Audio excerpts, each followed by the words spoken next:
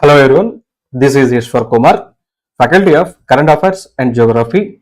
Coming to my experience, I have worked with Unacademy, textbook.com, 5 month career point. Presently, I'm working with it, and government study circles, which was located in Hyderabad, and UPSC Pathshala. So, coming to my experience, I have experience of more than 7 years dealing current affairs and geography, and worked with various institutes as I discussed now. So that's the thing about me. So coming to this video, so in this video I'm going to discuss about Supreme Court verdict on Central Information Commission. So here there was an article in the newspaper called the Economic Times.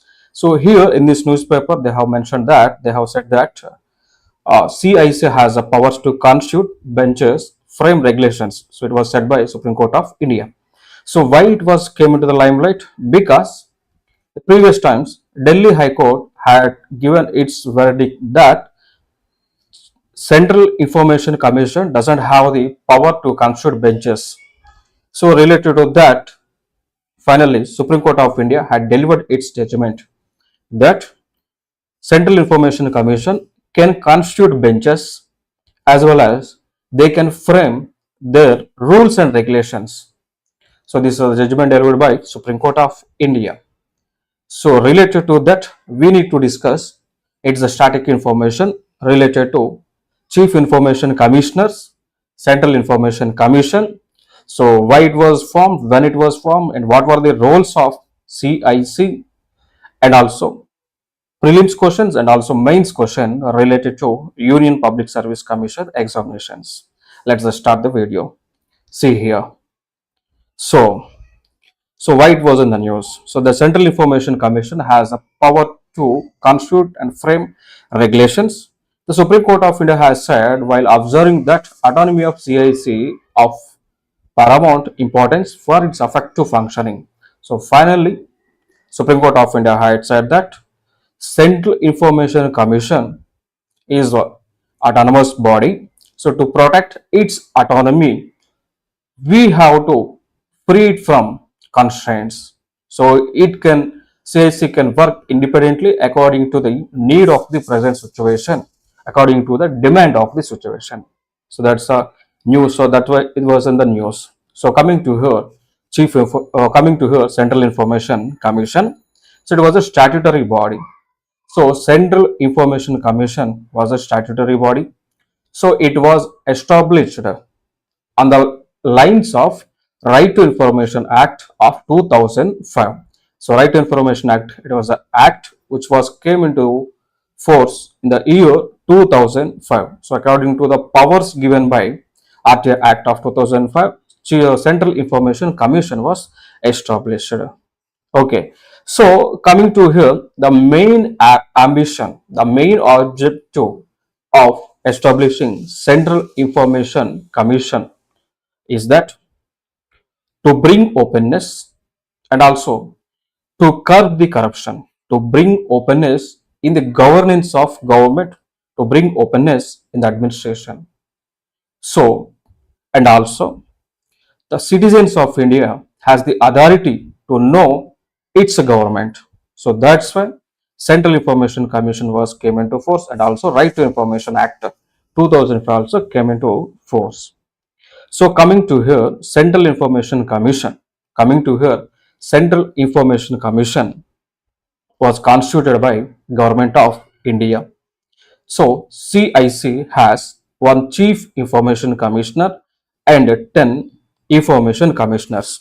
So coming to his CIC body,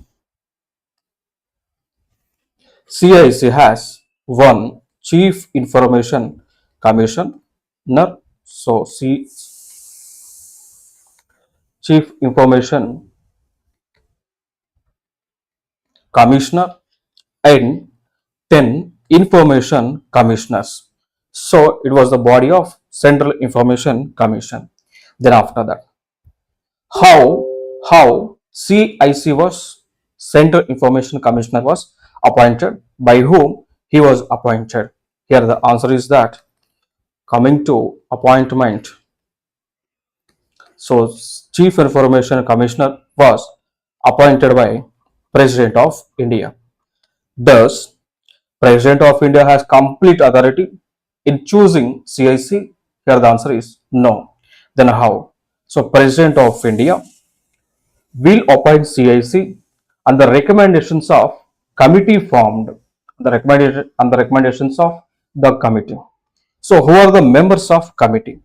Here the members of committee were one, Prime Minister of India, Prime Minister of India. Then one more person, one more person is that leader of opposition of Lok Sabha, leader of opposition of Lok Sabha. Then one more person, union minister. Then one more person, union minister nominated by Prime Minister of India. So union minister nominated by Prime Minister of India. Okay, so finally, so there was a committee to recommend CIC to the president. The committee members were Prime Minister of India, leader of opposition of Lok Sabha, and union minister nominated by PM of India. So this is the committee. Coming to here, what is the tenure? What is the tenure of Chief Information Commissioner? So coming to here, tenure. Coming to here, tenure. Tenure is 5 years. Tenure is 5 years. Or else, one more thing, and 65 years. Okay. So tenure is 5 years.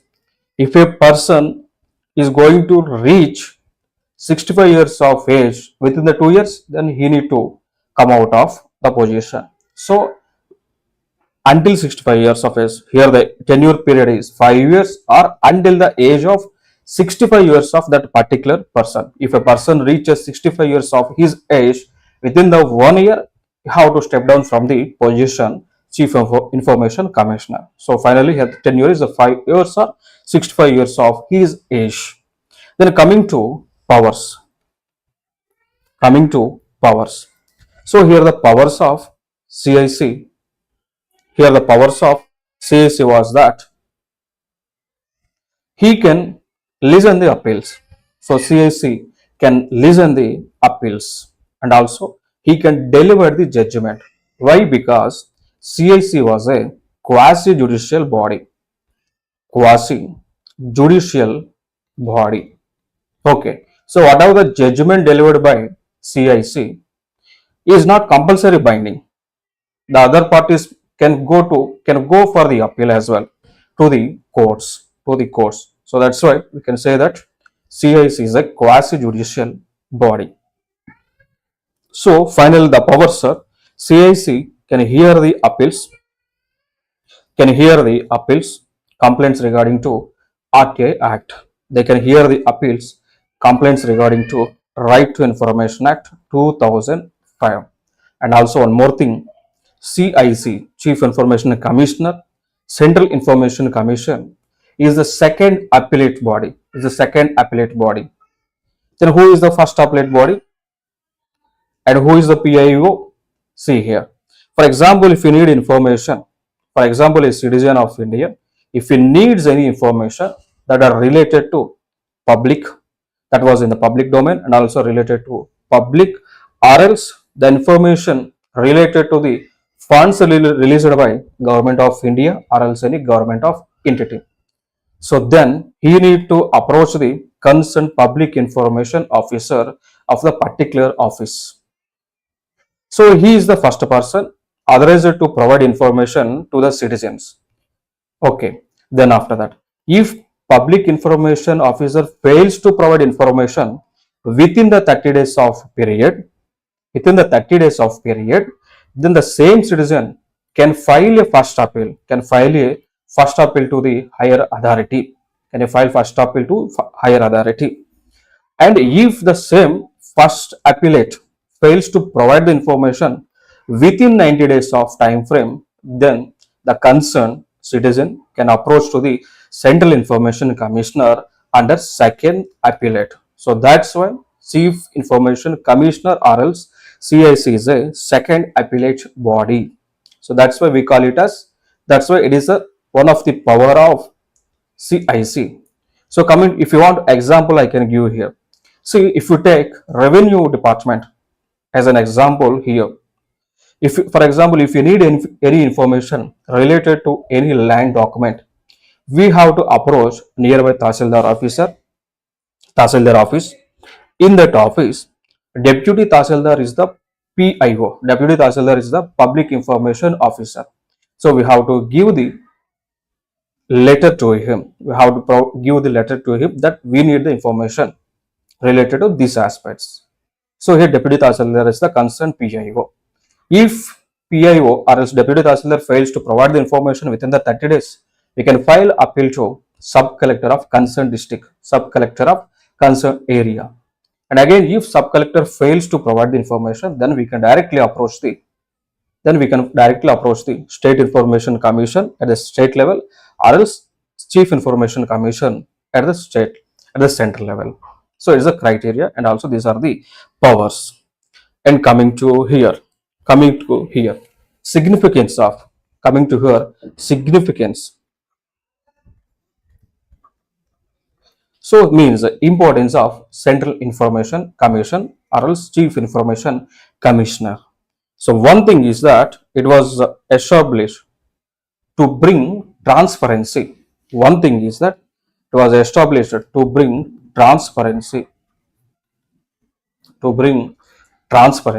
where in the functioning of government of India are also state governments.